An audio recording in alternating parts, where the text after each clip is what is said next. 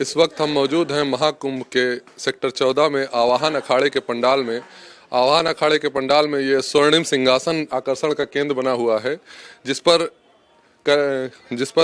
प्रकाशानंद महाराज जी के महामंडलेश्वर प्रकाशानंद गिरी महाराज जी के गुरु आचार्य महामंडलेश्वर अरुण वीर जी विराजमान होते हैं।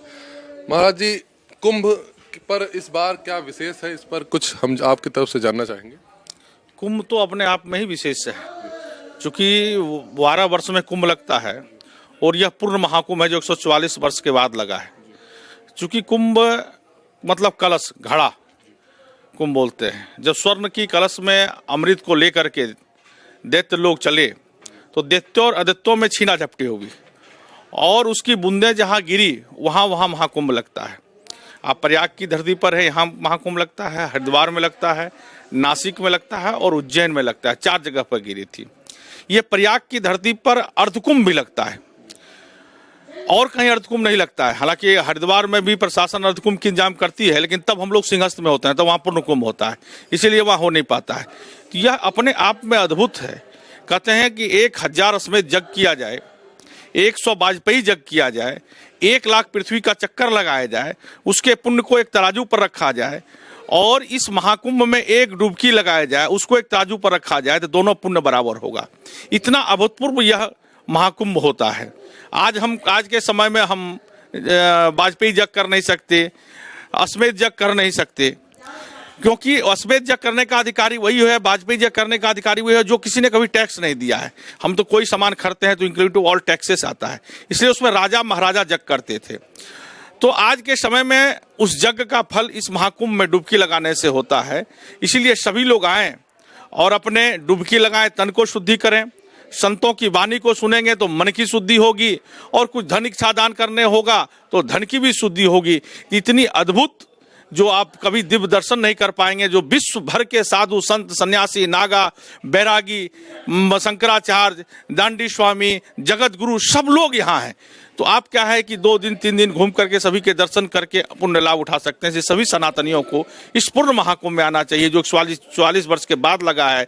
हम आप रहेंगे नहीं, अगली पीढ़ी पता नहीं रहेगी, तो सभी को आकर के दिव्य यहाँ दर्शन करना चाहिए और स्नान करना चाहिए। मौजूदा सरकार की व्यवस्थाओं से आप प्रसन्न हैं?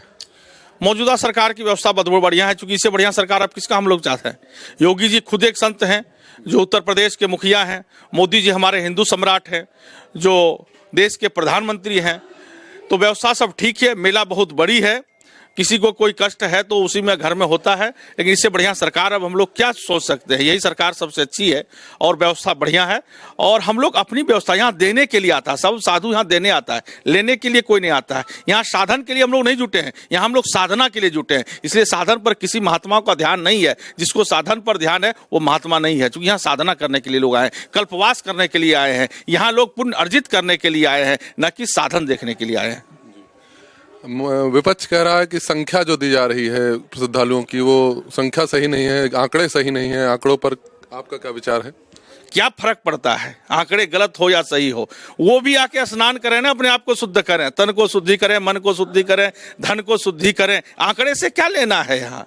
आंकड़ा अगर ज्यादा भी हो रहा है तो कोई दिक्कत नहीं, कम भी हो रहा है तो कोई दिक्कत नहीं, वो अपनी आंकड़ा पेश करें। उनके पास क्या आंकड़ा है विपक्ष के पास। लेकिन हम सारे विपक्षियों को कहते हैं कि भाई सभी लोग आओ, और जैसे योगी जी ने कल सभी अपने मंत्रिमंडल के साथ डुबकी लगाई, एक दिव्य संदेश सनातनियों के लिए, हिंदुओं के लिए दिया, तो विपक्ष भी एक बार हिम्मत करें कि एक साथ आए और यहाँ डुबकी लगाएं। सारा संत समाज स्वागत करेगा।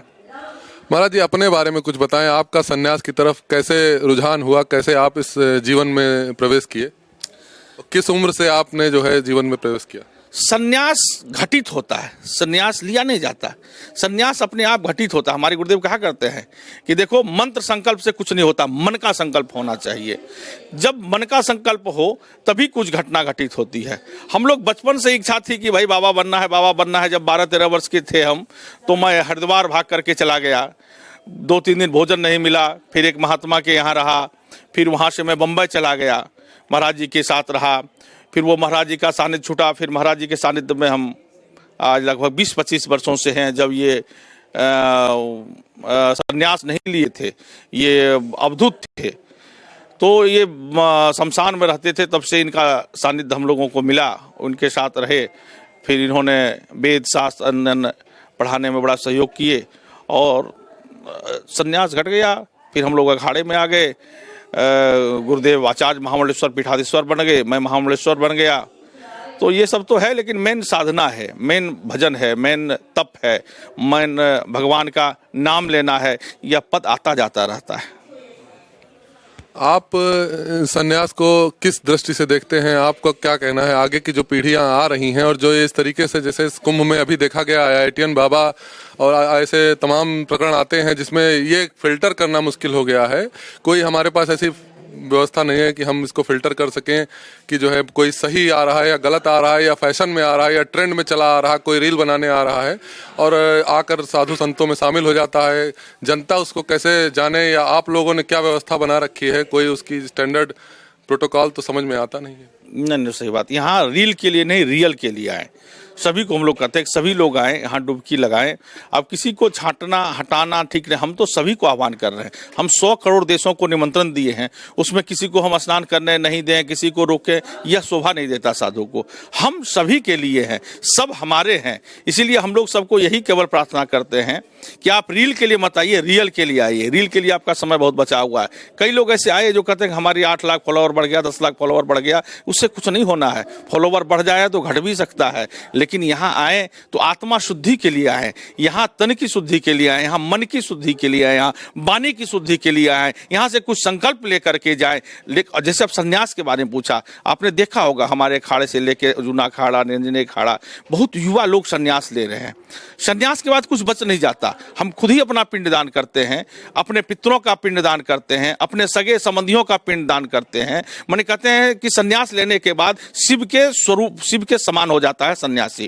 लेकिन उसके बाद भी जप तप ध्यान ये सब छोड़ना नहीं है, वही करना है हम लोगों को। हम लोगों को यह चिंता नहीं है कि कल हमारा कोई पिंडदान करेगा कि नहीं करेगा, हमारा कोई श्राद्ध करेगा कि नहीं करेगा, हमारी मुक्ति होगी कि नहीं। हम स्वयं मुक्त हो जाते हैं जब अपनी पिंडदान करते हैं, अपने सबके पिंडदान करते हैं, हम स्वयं मुक्त हो जाते हैं। एक बात और आपको बताना चाहता हूँ, बड़ा लोगों में भ्रम है कि कुछ साधुओं को जल समाधि दी जाती है, कुछ साधुओं को भू समाधि दी जाती है, किन्हीं का अग्नि संस्कार किया जाता है। तो देखो, भू समाधि और जल समाधि, जो अपने पिंड दान करते हैं, जो सन्यासी हैं, उनका भू समाधि या जल समाधि हो सकता है, उनका अग्नि संस्कार नहीं होता, क्योंकि अग्नि संस्कार हम खुद कर लिए हैं अपने। और जो बैरागी संत हैं, जो जनेऊ रखते हैं, हम लोग का जनेऊ भी उतर जाता है, चोटी भी उतर जाती है। लेकिन जो बैरागी हैं वो लोग जनेऊ भी रखते हैं, चोटी भी रखते हैं, तो वो लोगों का अग्नि संस्कार होता है, उनको भू समाधि जल समाधि नहीं दी जाती है। तो हमारे परंपरा है, जैसे हमारे 7 अखाड़े जो हैं वह सन्यासियों का अखाड़ा है। हमारा आवाहन अखाड़ा सबसे पुराना अखाड़ा है, जो शंकराचार्य के पहले स्थापित हुआ है। बाकी अखाड़े शंकराचार्य ने स्थापित किए, जूना अखाड़ा, अग्नि अखाड़ा, निरंजनी अखाड़ा, आनंद अखाड़ा, महानिर्वाणी और अटल अखाड़ा, ये 7 अखाड़े सन्यासियों के हैं। उसमें एक अखाड़ा और थोड़ा हटके है, हमारा अग्नि अखाड़ा जो है, वहाँ केवल ब्राह्मण ही हो सकते हैं।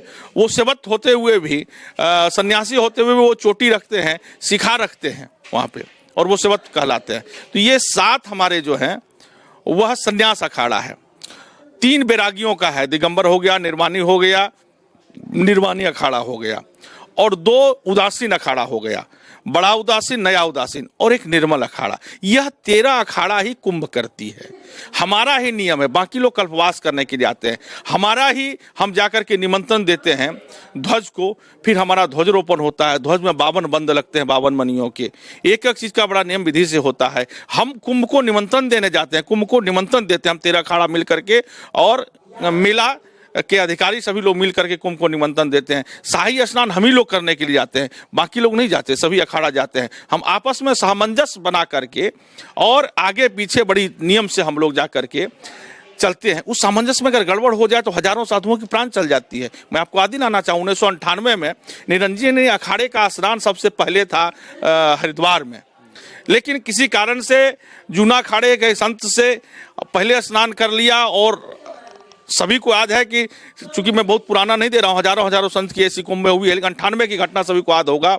लगभग 300 संत आपस में लड़ करके और वहीं आहुति हो गई, गंगा की धाराएं लाल हो गई, हम लोग की आंखों से आंसू, प्रशासन हाथ जोड़े रह गया, कुछ कर नहीं सकता था। तो इसलिए बड़ा नियम होता है हम लोगों की, हम लोग के देवता जाते हैं, पालकी जाते हैं, पहले वो स्नान करेंगे, उसके बाद ही कोई डुबकी लगा सकता है। इसीलिए अभी फिर हम लोगों ने प्रशासन को कहा कि अच्छी से अच्छी व्यवस्था कराया जाए, क्योंकि उस समय और कोई डुबकी नहीं लगा सकता है। इस बार थोड़ी व्यवस्था अस्त व्यस्त थी, लेकिन भीड़ इतना था, तो अभी इस बार व्यवस्था के लिए हम लोगों ने प्रशासन से अनुरोध किया है कि जैसी व्यवस्था हर एक बार होती है, क्योंकि हमारा नियम है, नियम के अनुसार हम लोग चलते हैं। हमारा पहले भगवान देवता स्नान करते हैं, फिर हमारे आचार्य स्नान करते हैं, फिर नागा डुबकी लगाते हैं, तब कोई और डुबकी लगाता है। जैसा कि आपने बताया आपका आवाहन अखाड़ा सबसे पुराना अखाड़ा है, तो जो स्नान की प्रक्रिया अभी आपने स्पष्ट की, इसमें आपका नंबर किस स्थान पर आता है? नंबर हम अब सामंजस्य बनाते हैं, पहले वाली प्रक्रिया हम लोगों ने खत्म कर दी। पहले से प्रक्रिया थी कि निरंजनी जो है सो नहाता था वो हरिद्वार में, सिंहस्थ में जूना नहाता था, तो अब वो खत्म हो गया। हम लोग अब कुंभ के पहले बैठते हैं और एक सामंजस्य बैठाते हैं कि आपस में कोई विवाद न हो, और वह तय होता है, आगे पीछे का कोई बात नहीं है। तो जैसे इस बार है, पहले महानिर्वाणी जाएगा, फिर निरंजनी का है, फिर जूना का है, तो जूना के साथ हम लोग जाते हैं। जूना, आवाहन, अग्नि एक साथ जाती है, महान निर्वाणी और अटल एक साथ जाता है, और निरंजनी और आनंद अखाड़ा ये एक साथ जाते हैं। नया उदासीन और बड़ा उदासीन और नया उदासीन एक साथ जाते हैं। तीनों बैरागी एक साथ जाते हैं, फिर निर्मल अखाड़ा जाता है। तो आपस में सामंजस्य बनाए हुए, चूंकि समय सीमित है, उसी समय में सबको स्नान करना है, इसलिए हम लोगों ने एक सामंजस्य बना करके उसको कम कर दिया कि भाई एक के साथ दो, दो के साथ स्नान करेंगे। ये जो स्वर्ण सिंहासन है, आकर्षण का केंद्र बना हुआ है, काफी चर्चा है आपके स्वर्ण सिंहासन की, जिसपे आपने बताया कि जैसा कि आपने बताया गुरु जी विराजमान होते हैं। तो इस सिंहासन के बारे में बताएं, कुछ गुरु जी के बारे में आपने बताया। हमारे गुरु जी अवधूत थे, और बाद में वो उनके 2 शिष्य रहे। अवधूत राम जी के वो शिष्य रहे, ओघड़ संत थे तब। फिर उन्होंने 2010 में संन्यास ले लिया, तो उनके गुरु महायोगी पायलट बाबा हुए, और वो इन्वायरमेंट पर काम करते हैं, पर्यावरण पर काम करते हैं। लगभग 1 करोड़ पौधा लगा चुके हैं उन्होंने, 82 जग किया, उसलिए उनका नाम लोगों ने रख दिया एनवायरमेंट बाबा, पर्यावरण बाबा, पर्यावरण को शुद्ध करने के लिए करते हैं। लेकिन इस बार कुंभ में लोगों ने गोल्डन बाबा हमारे बहुत प्रिय थे, चले गए गोल्डन बाबा, इतने गोल्ड पहनते हैं, गोल्डन बाबा नाम रख दिया गया। लेकिन मैं बताना चाहता हूँ कि गुरुजी कोई स्वेच्छा से या शौक से नहीं पहनते हैं। उनका एक जो हाथ में पहने हुए हैं वह कोई गाय के मुख का है, कोई घोड़े के मुख का है, कोई वाराह के मुख का है। क्यों? कि जब हम पूजन विधि करते हैं तो गाय तो तुरंत ला नहीं सकते, वाराह तुरंत ला नहीं सकते, तो उसके जगह पर स्वर्ण का उपयोग होता है। श्री कृष्ण ने कहा कि अगर धातु में कोई मैं वास करता हूं तो स्वर्ण में वास करता हूं। अगर धातु में सबसे प्रिय मुझे कुछ है तो स्वर्ण है। जब सीता जी नहीं थी तो राम ने सीता, स्वर्ण की सीता बनाई थी जग करने के लिए। इसीलिए हमारे पूजन में जब कोई चीज ना हो वहां स्वर्ण का उपयोग हो जाता है। मान लिया कुछ नहीं मिला तो सोने की अंगूठी से काम चल जाता है। तो वैसे उसके लिए बना रखें, चूंकि गुरुदेव 12 बजे से लेकर के 3 बजे उनकी साधना अपनी है, जिसमें गाय की भी जरूरत पड़ती है, अश्व की जरूरत पड़ते हैं, वाराह की जरूरत पड़ते हैं, गधे की जरूरत पड़ती है, तो उसका बना हुआ वो मुख है, उसके जगह पर उनकी पूजन होता है। ये उसी के बाद लोगों ने जब गोल्डन बाबा सुना तो उनके भक्तों ने यह स्वर्ण रचित, स्वर्ण से पॉलिश किया हुआ, उसका लगाया हुआ, लकड़ी का बना हुआ, उसके ऊपर ये स्वर्ण का पॉलिश पूरा किया हुआ है, सभी उनके शिष्यों ने भेंट किया। लेकिन यह भी बड़े अद्भुत बनाया गया और बड़े आध्यात्मिक दृष्टि से बनाया गया, क्योंकि हमारे पंच देवता पूज्य होते हैं, उसमें आप देखें सबसे पहले सूर्य भगवान सबसे ऊपर में है, चूंकि सुबह सुबह हम सूर्य का दर्शन करते हैं। यहाँ माता के रूप में हमारे शेर विराजमान हैं, दोनों तरफ शेर हैं जो दुर्गा माता के रूप में है। गणपति भगवान दोनों तरफ विराजमान है, चूंकि गणपति भगवान का सबसे पहले हम लोग पूजन करते हैं। दोनों तरफ बाबा भोलेनाथ हैं, और जो सिंहासन होता है स्वयं उसे नारायण कहा गया है। तो यही पंच देवता होते हैं, और 5 देवता पूजन इसमें हो करके, प्रतिष्ठित होकर के, और सभी ने 51 आचार्यों से इसकी प्राण प्रतिष्ठा करवा करके और गुरुदेव को भक्तों ने समर्पित किया। इस पर गुरुदेव इसमें विराजमान होते हैं। जैसा कि भी आपने पायलट बाबा का जिक्र किया, कल हमारी टीम ने पायलट बाबा के आश्रम का निरीक्षण किया था, तो वहाँ पे हम लोगों ने देखा कि जो है काफ़ी विदेशी शिष्य उनके हैं। तो क्या इस आवाहन अखाड़े में भी विदेशी शिष्य हैं इस मौजूदा स्थिति में? नहीं, हम लोग तो सभी को आमंत्रित करते हैं कि आप हमारा धर्म अपनाना चाहते हैं, सनातन संस्कृति को अपनाना चाहते हैं, तो सबका स्वागत है। उस पर महायोगी पायलट बाबा ने बहुत बड़ा काम किया।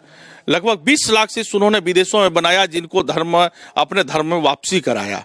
तो वो झलक आज भी उनके जाने के बाद दिखती है। तो उनका बड़ा योगदान रहा, क्योंकि वह लगभग 13 भाषा के जानकार थे। तो वह सभी लोग जगह जा करके उनको सनातन संस्कृति के बारे में बता करके कि आप भले, चूंकि जो भी इस धरा पर मनुष्य है वह मनु महाराज का वंशज है, इस बात को वो बताते थे कि आपका पंथ संप्रदाय कोई भी है, लेकिन आप सनातनी हैं। सबसे पहले आप मनु महाराज के वंशज होकर के आए, बाद में अनेक अनेक पंथ संप्रदाय, चूंकि धर्म एक ही है, सनातन धर्म है। तो वो समझाते थे और उनको अपने धर्म में ला करके कई महामंडलेश्वर उन्होंने बनाया। और यह छवि आज भी उनके आश्रम पे या यहाँ पे सबसे दिखती है। धन्यवाद जी। हमारे साथ थे प्रकाशानंद महामंडलेश्वर प्रकाशानंद जी महाराज। इन्होंने बड़े विस्तार से अपने गुरु जी के सिंहासन के बारे में, कुंभ के बारे में, पद्धतियों के बारे में विस्तार से बताया और विपक्ष से भी आह्वान किया कि आकर स्नान करें। हरिद्वार गए, उस पर भी उन्होंने बताया कि आकर कुंभ में स्नान करें, पुण्य का लाभ लें। कैमरामैन रमेश वर्मा के साथ अभ्युदय अवस्थी, के न्यूज़ इंडिया।